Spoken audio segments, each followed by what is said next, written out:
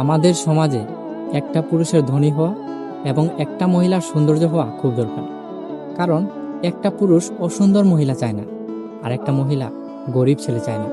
পুরুষকে বলা হয় টাকা কামাও, কিছু হয়ে দেখাও, পারতে নিজের ভিতরটা ভেঙে ফেলো, তাতে কারো কিছু আসে যায় না।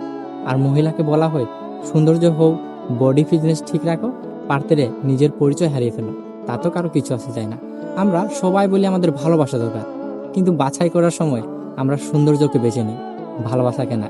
দেখবেন, একটা জিনিস খেয়াল রাখবেন, সম্পর্ক যদি ফায়দাতে হয় তাহলে খেয়াল রাখবেন ফায়দা একদিন থাকবে না, তখন কিন্তু আপনার সম্পর্কগুলোও থাকবে না।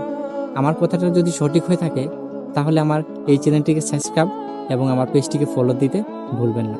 ঠিক আছে?